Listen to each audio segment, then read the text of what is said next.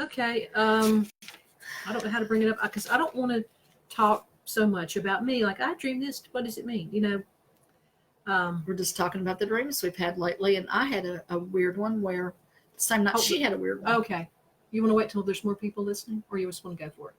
We can just go because Okay. people will be hearing this on replay. First of all, I Yeah. was talking about I think I'm a stroke victim Not because sure. I am noticing that my mouth is extremely crooked. But no, I had a dream. Hey, Brandy and Susan, PJ, Sandra. Hey, everybody. I had a dream. This man was in my dream, and actually, never mind. I'm not going to finish telling it because I actually sent you a text about that subject. Yeah. Do I have it written down? Yeah, you do. Okay, all right. I've been filled with texts this week. I sent lots of texts. Yeah. Hopefully, I will know what I was talking about. Texts is such a fun word to say because you have to go. Yeah. Yeah. Unless you just kind of slur it on out there. Hey, PJ. Yeah, we're okay.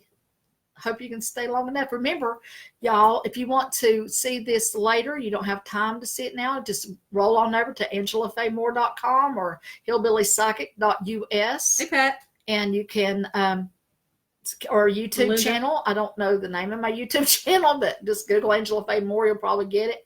And you can see these replayed as many times as you want to see them, plus a few of my blogs, or if you scroll down, a lot of my blogs. And you know what? I have to apologize. I watched the one that we did last week, and we spent a good 20 to 30% of that just laughing. Oh, well, especially at the beginning. We do what we do. At the beginning when you thought, I can't remember who you thought was calling you sewer lady. Oh, yeah. I mean, it's just kind of out of hand. We used to get tickled a lot. One of the funniest things we ever got tickled about, Kim used to have this thing where she would had this character that she developed where she would talk about, she would herself be assuming the guise of some very, very country kind of lady, which we both are at heart.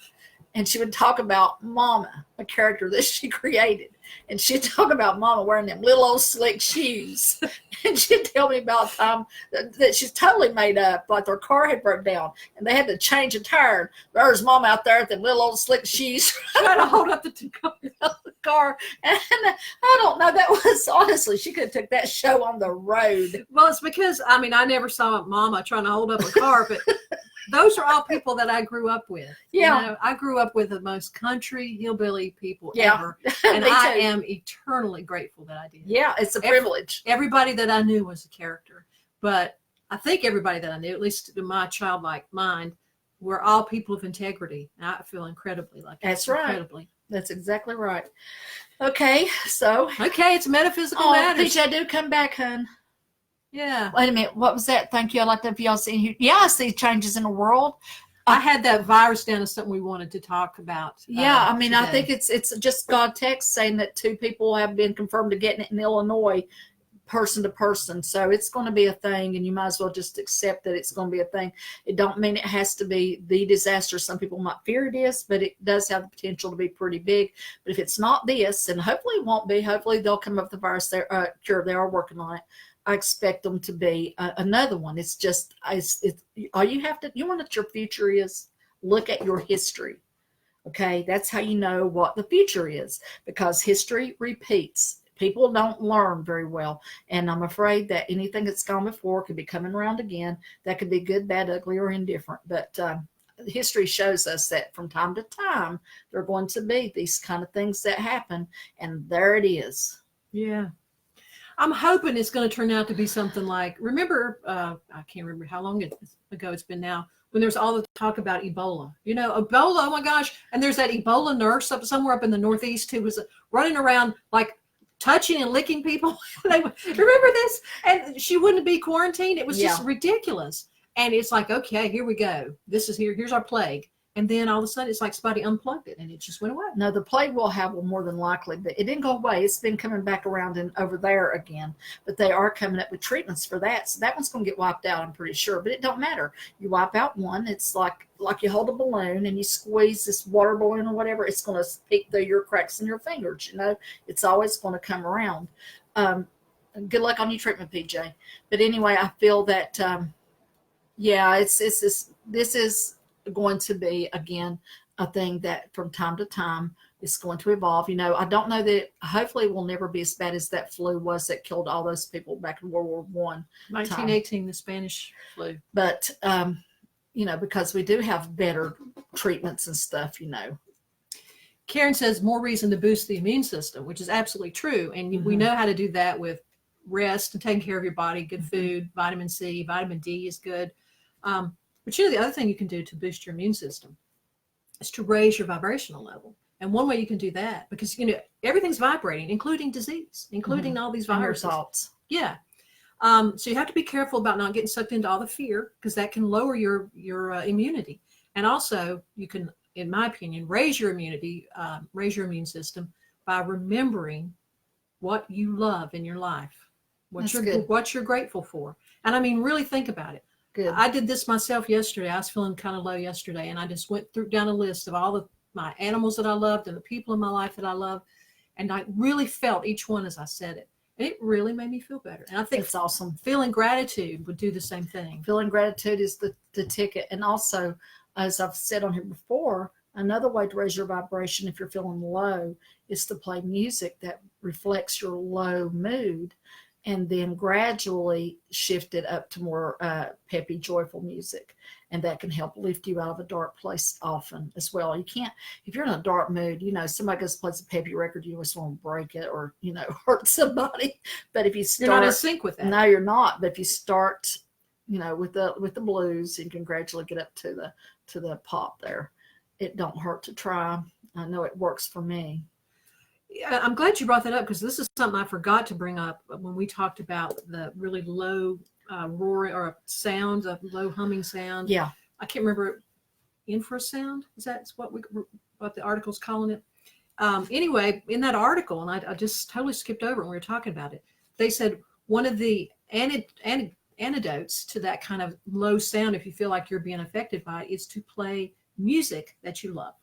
Well, I need to know that Dusty, my son, has been staying some upstairs, and he's having headaches all the time. He says, I finally know what it is. He says, there's a buzzing. He keeps hearing the buzzing, and it's not coming from in the house. He says it's coming from down towards the railroad tracks, maybe.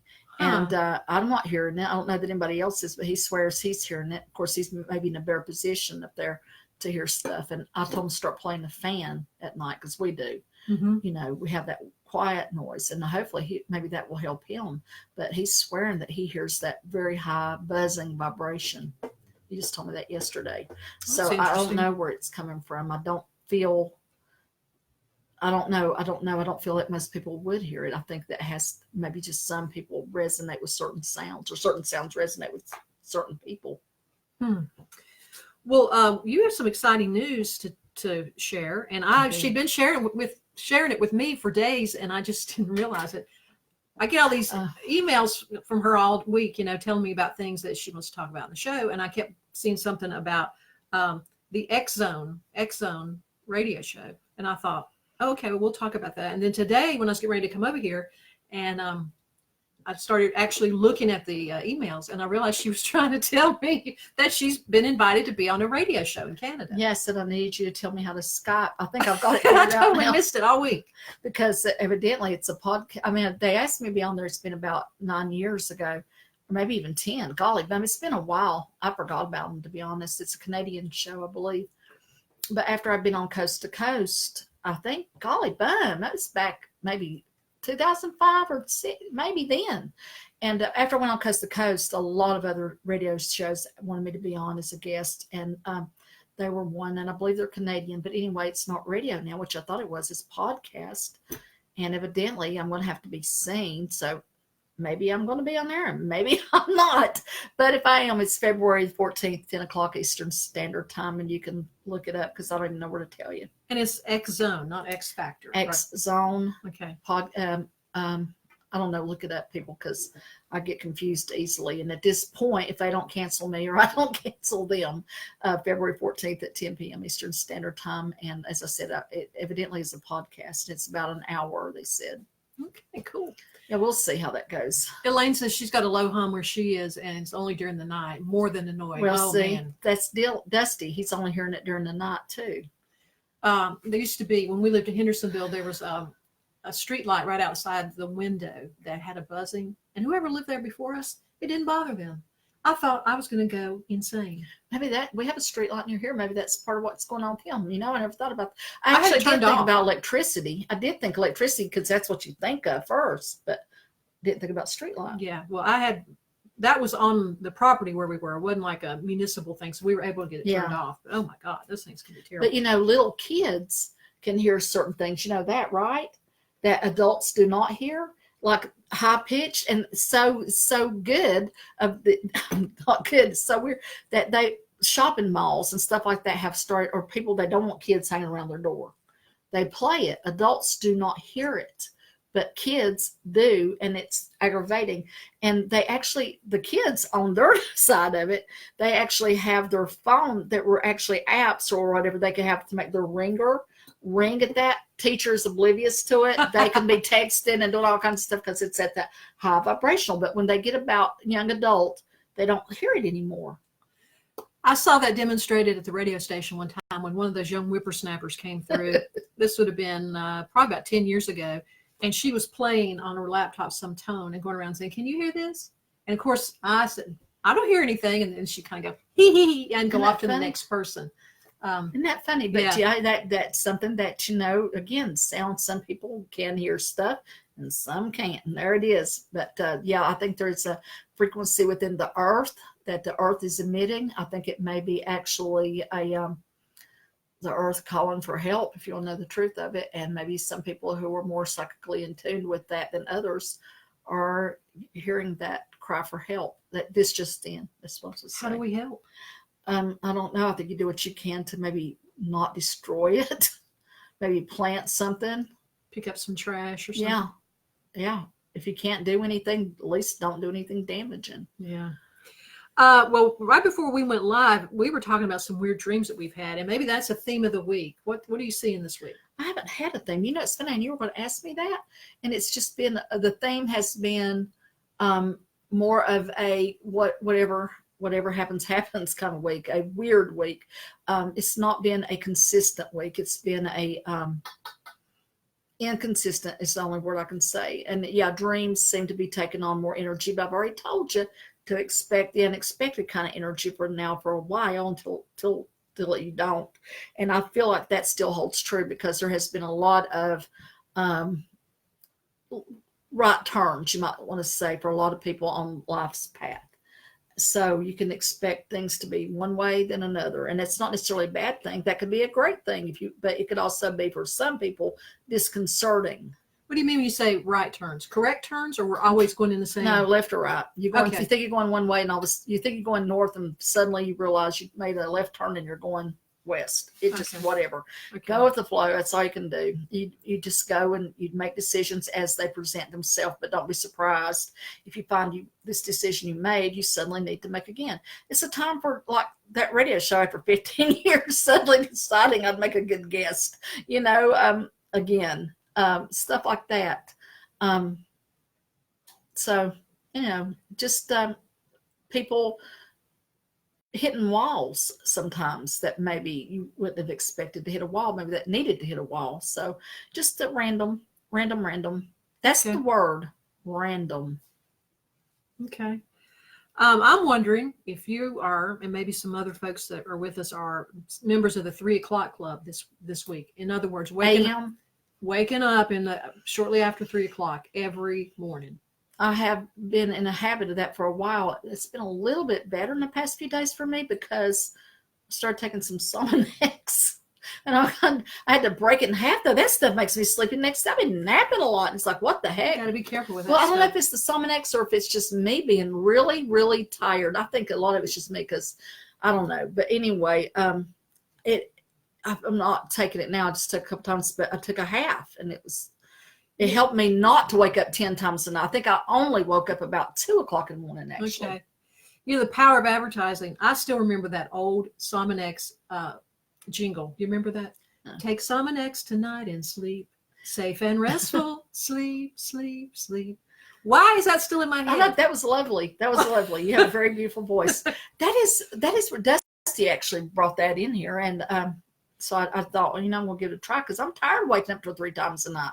And I have to say, it did help. It did help. But I haven't woke up at 3. I did wake up at 2. So I am not part of the 3 o'clock club. I am now part of the 2 something or other club. Well, I guess we're all up at some point in the middle of the wee hours. Oh, I wouldn't know what it is not to be. I haven't been, except, recently. Okay. Let's see. I want to jump into some of your texts that you sent this week. Okay. Well, you know what? You just sent me a text that said dreams. That's funny because that was from earlier in the week, and we were talking about dreams right before we went live. Do you have anything else to say about that? Read their actual text I sent because okay, here it is. The first one. You ready? Yeah. Dreams. No, this one. Okay. You see, there was more. All right. But this one was separate. The one that just said dreams was separate, but I guess it was somehow attached. It is. The Great Oracle, SpongeBob. SpongeBob Dream Cloud, Asian Indian. Okay, this is the original one. And then I thought about it again, and I forgot that I had texted you already, which is more elaborate. As you know, as I may have already mentioned, in one SpongeBob episode, he went from dream cloud. He fell out of his own dream cloud, and then he went visiting other people's dream clouds, and made them all very angry about that. Okay, I think that happened here this week. I'm dreaming, and there was a man coming to my dream cloud, you might say, and weird things happening in my mind. He was a Indian, not Native American Indian, Asian Indian, but I think he actually looks like a person I knew who has passed on in reality. But it was so weird. And he was telling me, though, he says, you've not got, I was scared. It's like he's in here and I'm terrified. In my dream, I was in a room, and all of a sudden he was in a room, and he was like, he says, no, he says, and I was afraid because, he's a stranger in here, but he was fixing to leave. And he says, look, he says, you don't really have this place locked up. He says, look how easy to get in. And it's like he was showing me a storm door that didn't have any windows or anything in it. And he was reaching through and just unlocking it. So he was telling me I needed to lock it down, because he says, you're really not even locked in here. And he says, you need to better. And then I realized I didn't have to be afraid of him, that he was actually giving me a gift or something or other. And then I think he left. And then I woke up, and it was like one of those dreams that stick with you, that make you very unsettled. Mm-hmm. And I think that this was a visit. I think it was from either a person I know that he looked a lot like when I woke up, that I didn't know very well. It was a client who had passed away. But in the dream, he was Asian Indian. And in my dream, he didn't look that way. And the person I knew in real life didn't look that way. So I don't know. Maybe I don't know what to do with that. I think maybe this was something he learned from that culture, maybe. But I believe it was a visit. I believe that this person dropped into my dream cloud to tell me I needed better protection, that if he could break in, basically, so could anybody else. And that if he could give me energy, someone else could take it. And that's what I'm telling you, because I think this could be applying to other people as well, that may be needing to also protect against the unexpectedness of what could go on in your nighttime world. Karen said that she had this was last night, a really horrible dream, just, her own stuff, but just if it's kind of like the dream I had the other night, Karen, it was my own stuff, but it was just like going into a horrible fun house, and everything was twisted around and just yucky and very disturbing. That's an anxiety dream for sure. But also sometimes, you can have an anxiety dream which has elements of, it's a mix. You could be having outer body experiences, but also mixing them up with your inner world anxieties. So it's a little bit of both. But the fact that this is coming up at all, I think I should say how you protect yourself too. If you're going to do it, which I did, you might want to assign angels, which you have the power to do if you believe in such a thing, to go in every corner of every room of your home and ask them to remove anything that doesn't belong. Use your imagination to put maybe a laser of light from the sun to the center of the earth, because it's through your imagination that you access these other worlds. And imagine that it gets wider and wider and lights everything and pushes everything that's of the dark out. Burn a little sage on top of it if you want to. It's been around for a few thousand years, so it must be something to it. Do whatever you feel works, but do it with confidence and don't freak out. Okay, next. Okay. Well, let's just go from one SpongeBob text to another. You also had one that just said SpongeBob new toy. Oh yeah, yeah. I think that was an episode that triggered a thought when I watched it, but I don't remember what the thought was. But he was waiting. Oh yeah, he was waiting. That's it. He had ordered a new toy and he wouldn't go and do anything. And Patrick, his friend, come along to help him wait. They were waiting for the mailman. He's got a mailbox there now and he keeps looking in it, which is, I swear, I've done the same thing. I think it's what got my attention. You know, the mail hadn't run yet, but yet you keep looking in it to see. And he's waiting for his new toy. And Patrick gets tired of waiting and he finally comes, back by, and SpongeBob is still waiting and waiting and waiting. And finally, the mailman comes. He's so distraught this time. He doesn't even care if the mailman comes. Finally, he realizes the mailman's there. He gets his new toy. He lets his friend hold it, and he thinks it's broken. And, of course, many tears ensue. It's just horrible things happen because of this. He's so upset. Finally, Squidward comes down and says, it's supposed to do that. It's supposed to do that. And he teaches him the toy's supposed to, everybody's happy. But it's how we do in life. We wait and we wait and we wait for our life to begin. We wait and we wait. Then we get something that happens and we think, this is so awesome. This is so wonderful. And then it doesn't seem like it's working out like it's supposed to at all. Then we go to blaming our friends. We go to blaming ourselves. We were distraught because we spent all that time waiting when he could have been down there where SpongeBob missed a birthday surprise party that he was supposed to be going to, that he didn't even know. He missed his own surprise birthday party because that's what we do. We wait and we wait and we wait. And you know what? The outcome was the same. The toy would have been in the mailbox. It wouldn't have been so distraught that it probably wouldn't even had to go through all the heartbreak of seeing it broken. Fortunately, there are people, I think, that love us or teach us or are on the radio with us or whatever, that might can come into our life and tell us, you don't have to be wound up. This is the way life is. You can fix this. This is a fixable thing. And that can help get us straightened out. Therapists can do it. A friend can do it. But you have to be open to letting somebody help you, or just open your own mind and get a grip and realize, you know what? I'm tired of waiting for my life to begin. I don't need to miss any more waiting for this exciting new thing that may or may not happen. I got to get on with my life. I'm 62, people. I'm realizing I don't have that much good life left, if any. And it's like, you wake up one day, don't be SpongeBob here. Don't be SpongeBob. Don't wait for your life to begin. Do what you got to do now and enjoy your life now, because whatever's coming to you, it's coming to you. You don't have to stand by the mailbox. It's coming.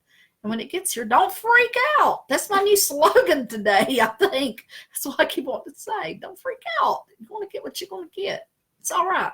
That's what I'm supposed to tell you, people. There you go. Okay. From my house to yours. I don't know about y'all, but I kind of felt like I needed to hear that.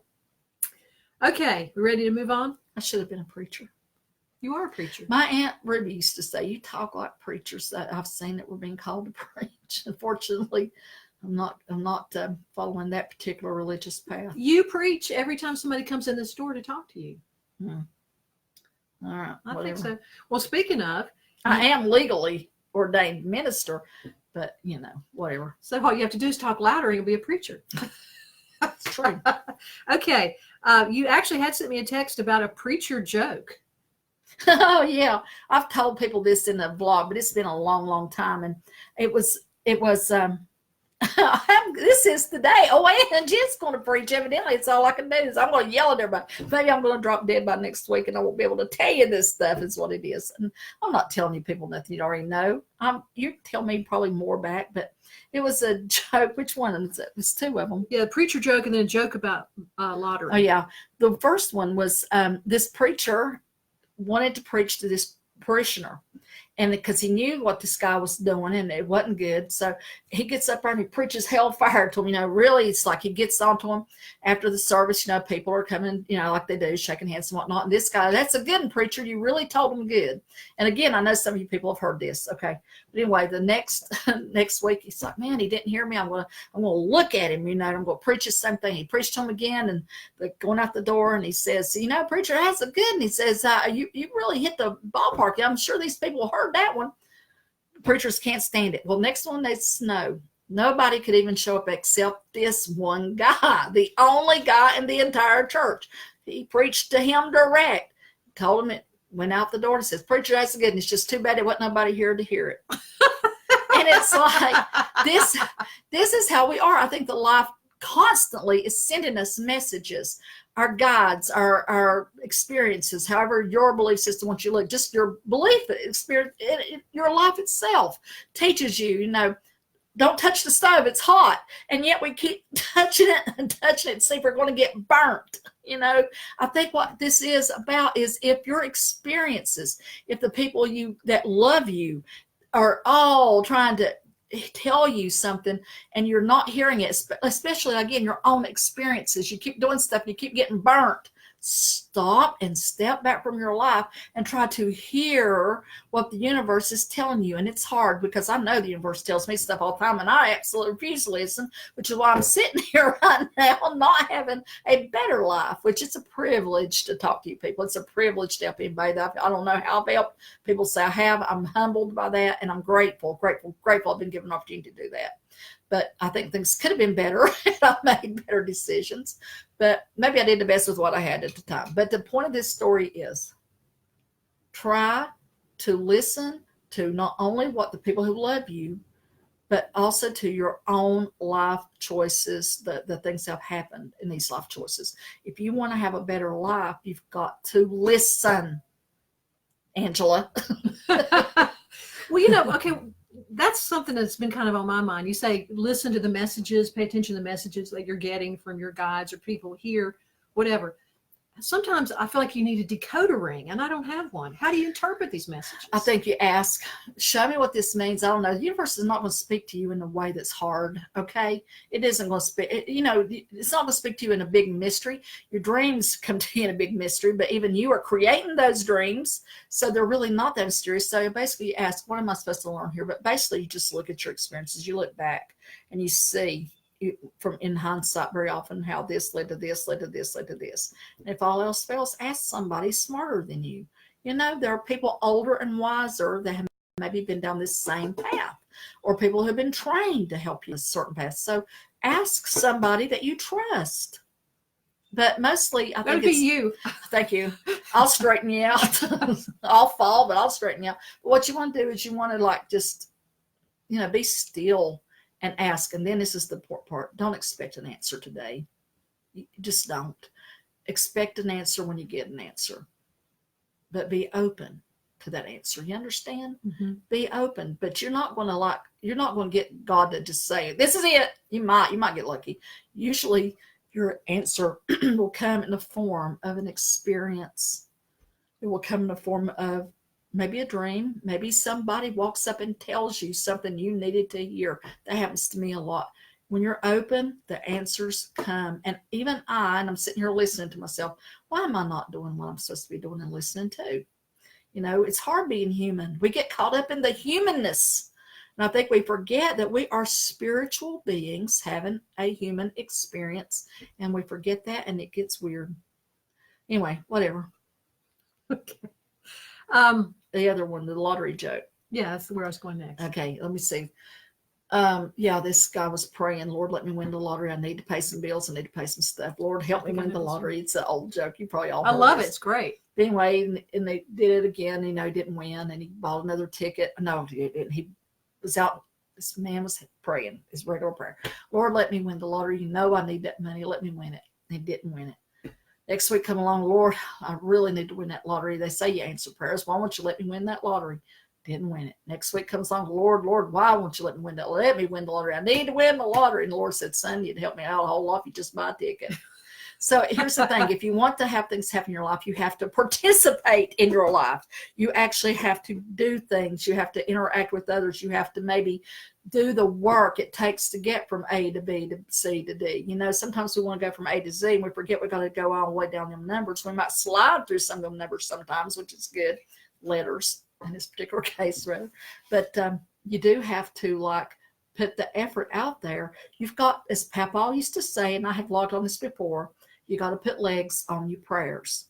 So yes, you pray to your higher power. If you believe in such things, you pray to your higher power.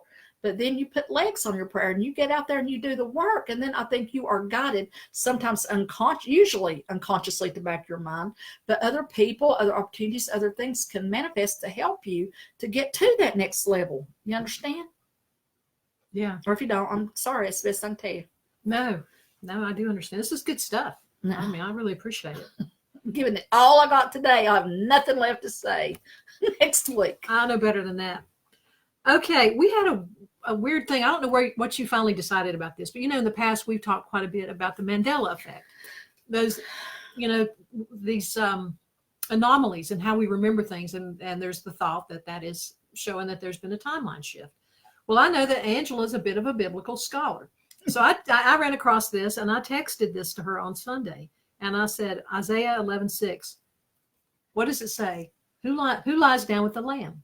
I would have told you a lion lies She with said the lamb. the lion, which I said, I've heard it all my life. The lion shall lie down with the lamb. If you go look it up, it's the wolf. Never remembered the wolf ever even being mentioned. That, and I thought, no, it ain't right. I looked it up, and it said, many people have this misconception, but because the lion does lie down with the calf, I think it says. It doesn't even say the lion lies down with anybody. It's at the very end. There's like several lines there, and at the end there is something about a lion, but it's not even the lion's lying down with anything. It's not. Yeah, it's not. But it does mention the lion with the calf, which I didn't remember the calf either, by the way, ever. But it's a common saying, and it just shocked me because I had no memory. I remember like a child with the serpent and all this kind of stuff and these things, but never did I remember a wolf. And it's like, what? I'll tell you what I remember. And Karen Nielsen, who's on here, I bet she may remember this too, from the Carson House here in McDowell County, historic plantation house. There is this beautiful old bowl that was brought over from England, from Mrs. Carson, as I recall it. And occasionally they have it out there where you can see it. And in the center of this beautiful bowl is a lion lying with a lamb. Okay, wouldn't it be interesting if you went out there and looked at that bowl? Now it was a wolf. I know. I'm thinking I'm going to go just for that. Yes, and if it is just a wolf, that's going to be weird. And I love weird. Which is why I cannot be a country preacher, because I love the weird. Too much. I don't know. A lot of these country preachers, I mean, when you get underneath, just scratch a little bit underneath of the Appalachian mythology, even if it is really strict, conservative Christianity, or whatever you want to say, there's a lot of weird under that. They just call it different names. Yeah, there you go. That's like true. The Lord moving in mysterious ways. Yeah. Okay. All right. Here, another text. Mothman. Yeah. I was watching TV. I met the guy that wrote the book Mothman. We were actually speakers. I used to have a life. What is happening to me? I did not get out anymore for anything. But I heard this woman say that you need to give your prayers legs. I'm going to. Well, I have to get somebody needs to open the door for me. But Josh Warren used to have this thing over at Grove Park Inn, and I was a speaker there, which I really enjoyed that. And got to dress up and everything. It was fun. But anyway, the author of that book was there too. Anyway, the movie, I think I might have seen the movie come on or something, and put it in my head, and that's why I texted it to you, because it made me think about crypto creatures. Is that what they call them? Cryptoids, whatever, creatures that don't really exist but exist. And it made me think about how the Mothman has been seen, in places that foretell danger. Like the most famous case with the Mothman was, as you probably know, in Port Pleasant, West Virginia. And it was seen by various people, and then the bridge collapsed, right, and all that kind of stuff. But it's been seen other places. And then there was another place, is it Kentucky or whatever, where this family was terrorized by these beings. And their family, she said, them old country boys, first thing they did, the woman that's telling this story, is get their guns and start shooting. People should not do that. But anyway, they just kept coming and coming. And anyway, the law had written up that they were probably just alcohol-fueled hillbillies and all. And this lady that's telling us says, they were not that kind of people. They were like, non-drinking family. They were like, not that way. And it's just basically, it's much easier to say about somebody's experience, you were drinking, than to actually open your mind and think that maybe something very special and fantastical might have happened. They're also saying for some of these stories, like the Mothman, that it was actually the military got dropped down and they had these special wings and these special goggles, which would have looked like a Mothman. But I ain't buying that. I'm sorry it's just one of my pet peeves, that somebody has a really awesome experience and somebody says, well, it's easier for me to believe the story that I'm going to make up over here than to believe that something that you might have seen actually could exist. Mm-hmm. So what you really saw, even though I wasn't there and I had nothing to do with this, was a big owl, because there are also these really like 2 foot tall owls, and they could easily be mistaken for a Mothman. Okay, so yeah, I don't have much patience for them thinking that we're all just so stupid. and I have actually, to be fair, I've done that. You know, I've had people tell me they saw something, and in my mind, I'm thinking, yeah, this is probably, Venus, or this is probably heat lightning. And of course, if I see something in the sky, I immediately know it's aliens coming to get me. So, we all try to justify it, because it does scare a person to hear these experiences, because you have nothing to draw from that. It's terrifying, because, there's nothing in your mind that could help you to balance that out. But, at the end of the day, I think sometimes when you've got a decent, credible person telling you a very incredible story, you have to maybe sometimes don't just decide to explain it away, Lucy. Sometimes you might need to actually think about what they've told you, because maybe there's something they know that you don't know. There you go. I told them. All right. That's some preaching. Preach it, sister. Oh, God. Hey, I was just looking at what Karen... Another Karen. This is Karen number 2 for today's purposes. For those that have Amazon Prime, she highly recommends watching Hellier. They talk about the Mothman and a whole bunch of interesting stuff. Best paranormal show that she knows of. I'm going to have to check that out. James loves that, and I haven't seen it yet. Let me tell you, we've talked a lot about some of the programming that's out there now that really has some cool concepts in it. And I think in many ways it's opening the doors to our minds. I just finished watching the 2 seasons that exist of OA. I don't know if any of you guys have watched OA. Oh my gosh, blew the doors right off of my mind. Great, great, great show. I'm not aware of that show. Yeah, it's. I think they only did it for 2 seasons. It was supposed to be a 5-season arc, and then they canceled it. But then there's some thought that maybe it hasn't actually been canceled. But I wouldn't even attempt to even tell you what it's about, other than if you want to have your consciousness expanded and the way you look at life.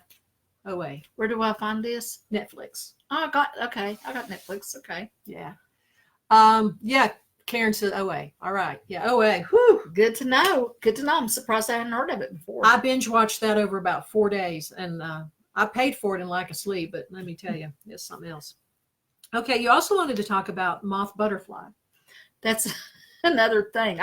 Honestly, I'm so sorry if I'm wasting y'all's time today, but I feel like I'm yelling at everybody. Julie tried to watch OA but couldn't get into it. Julie, if you want to try it again, just let yourself get to the 3rd episode. The first 2 is so much laying down of a foundation. I agree, there's nothing happening, but if you can stick with it, it'll pay off. Okay, Sorry. Good to know. Sorry. Good to know. Oh no, here's what I read. I love nature documentaries very much, and I like to read about anything to do with nature. But I did not know this, but all butterflies are moths, technically. They're day-flying moths. There's actually no such thing as a separate species of animal that's a butterfly. And that kind of blew my mind. I didn't know that. I did not either. I just found that out. So, again, butterflies are day-flying moths. And that made me, again, start thinking about people and whatnot, and how, we're afraid of the, moths, and we might want to try to kill a moth because it's going to eat our food, or, we're just, I don't know, they're creatures of night, and they kind of freak us out a little bit, and they're not very, overly attractive usually, but we love the butterflies. And it's like, I think that's how it is with people. We are all underneath, we're really all the same, and maybe we feel like we are personally nothing but an old night moth, but we've got the potential to be that butterfly. We maybe just need to get in the sun and realize, oh my gosh, I've been hiding in the dark this whole time thinking I was a gray, scary thing, when in fact I'm this beautiful, multicolored thing. I just need to put myself in the sun.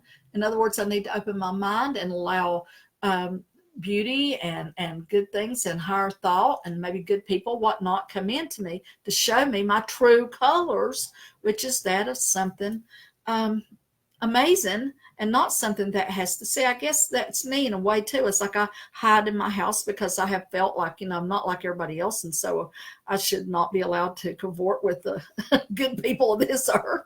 And I'm a moth, but then maybe they come here to cavort with you. Maybe I have to realize that maybe, once in a while I get to be a butterfly too.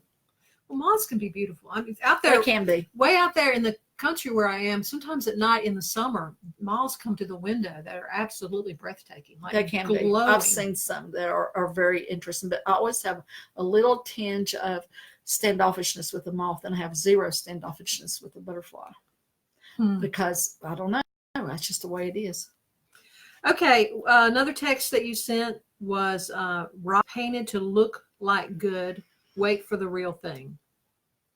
I saw this thing. What was it? Oh yeah, it was just a random thing I saw online. It was an art thing where somebody had painted rocks to look like food and had set a table, and it's like you just glance at it and you think this is a meal. And of course that started my thought process going, how many times I think we maybe settle for an imitation of what is real, and rather than keep searching for the true thing that can give us sustenance and encouragement and what we need, in other words, because we settle for the fake and the phony rather than, again, opening our we settle for, or we are fooled by the fake and the dressed up version of something that's nothing for us at all. So I think the thing of that is, when you see something and you think, I need this is something I need to bring into my life, make sure before you bite into a rock, make sure that you really give it your attention. Make sure you give something a test of time.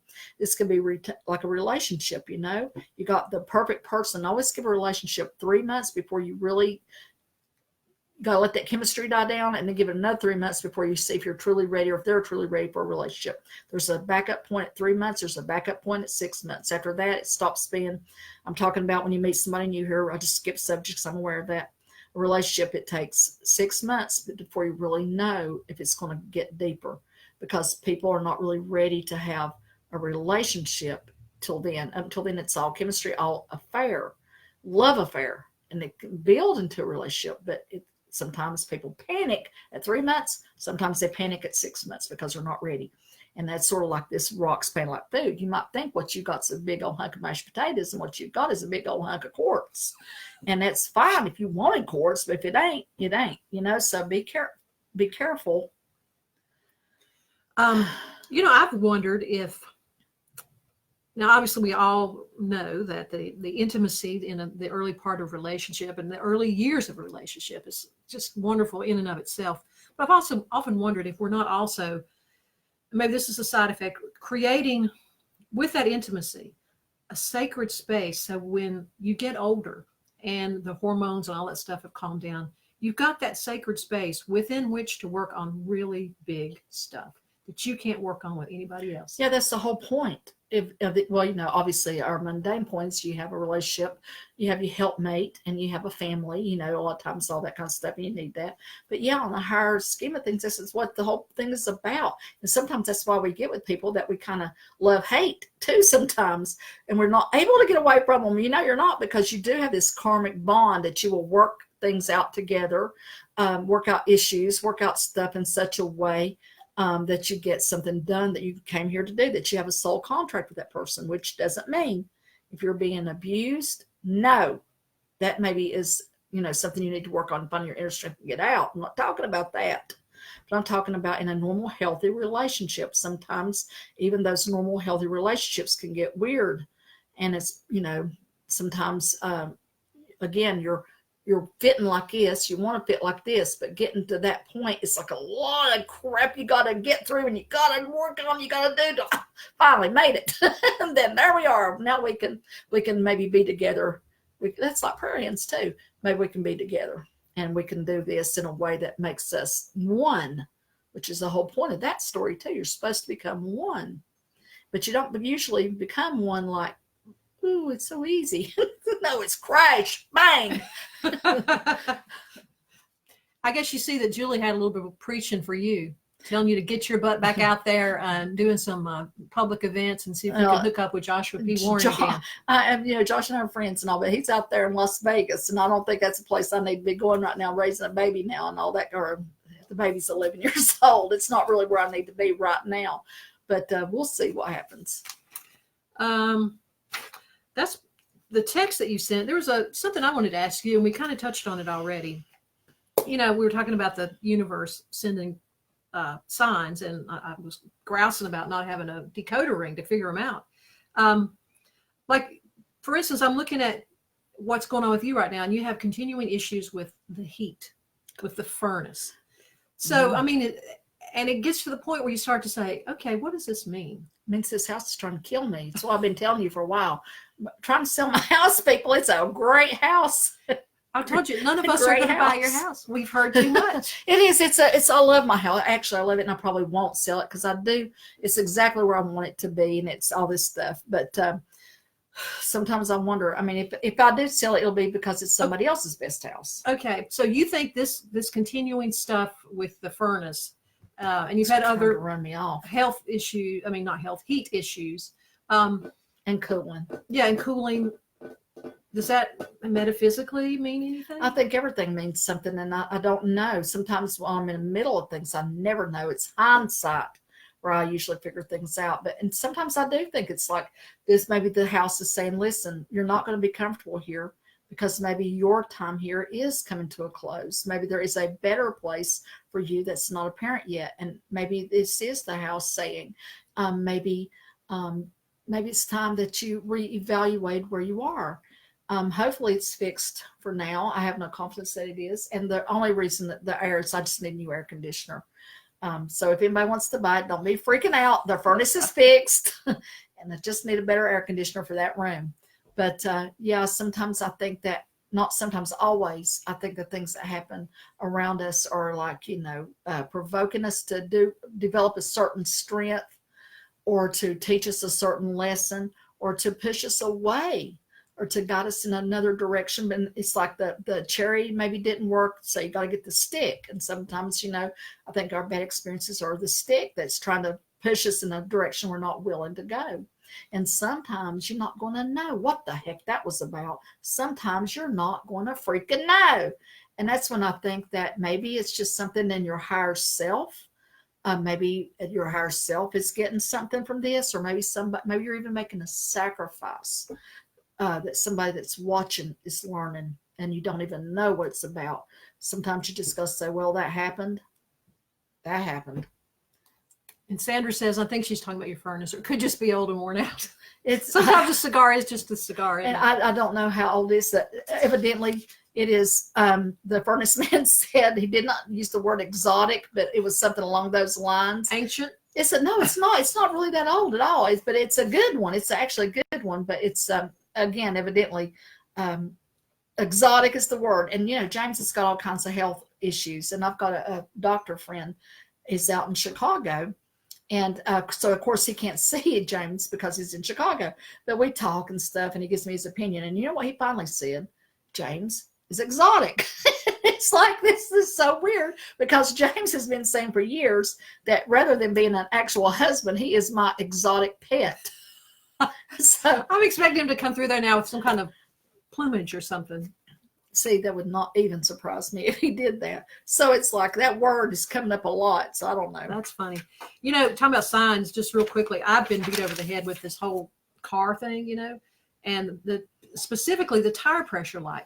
My Subaru, continuing stupid thing with the warning lights, tire pressure light. Ellen and I went and test drove a car to buy it. We pulled out of the lot. The tire pressure light came on. I hit a deer. Now I have a rental car. Guess what happened to the rental car?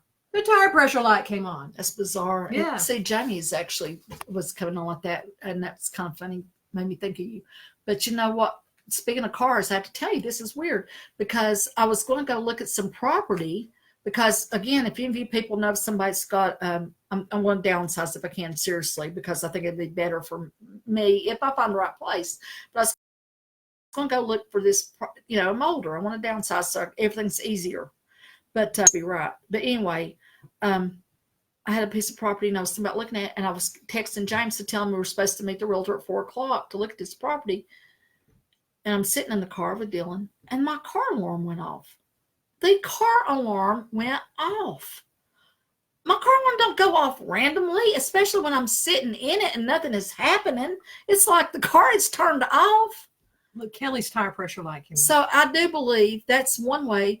These lights and stuff, I've had nothing but car trouble. I don't even like to even think about it. I've had nothing but car trouble for all my life until I've got this car that this man graciously allowed me to have. And it's I just live in terror of something happening to it.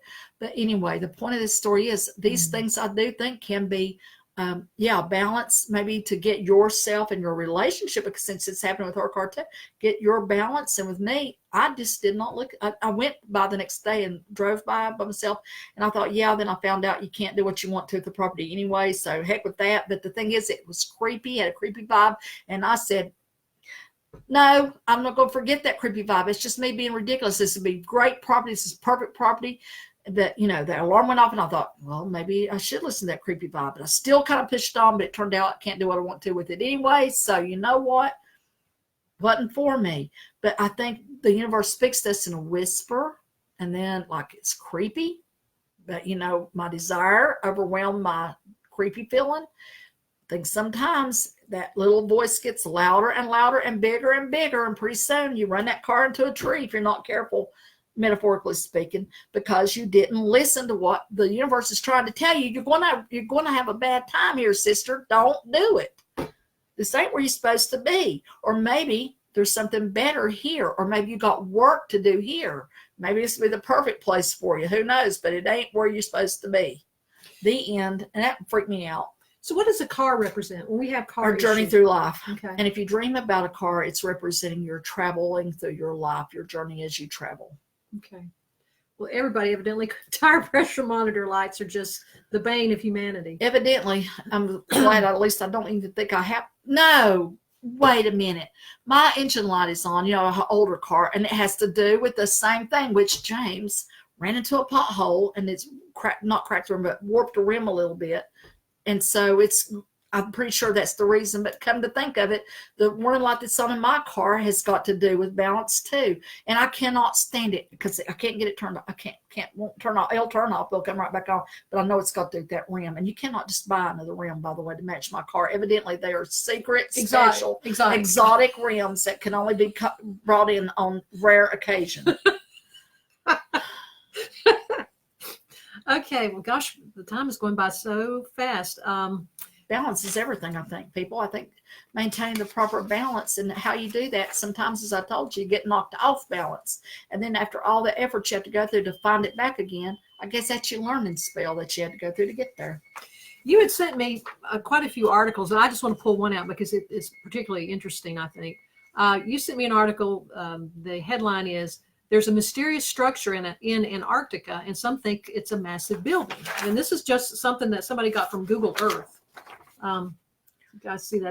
That's just the snow, obviously, and this square thing. And they did all this mathematical figuring that it would be like a 6-foot tall building. I thought it was just a hole, but I don't know. There's something, and I wanted to ask what you pick up about Antarctica. There's something very interesting there. I've read conjecture that there's some ancient technology there. There's some theory that there's been a pole shifts in the past in the planet, and that Antarctica could actually be Atlantis.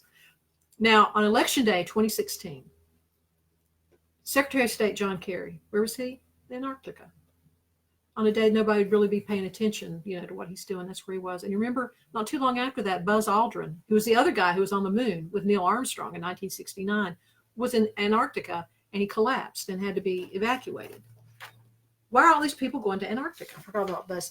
Well, I don't know. I've always felt feel about it. I've always felt there was something very much hidden there that was like maybe another civilization, another life form. I still feel there's a great mystery there.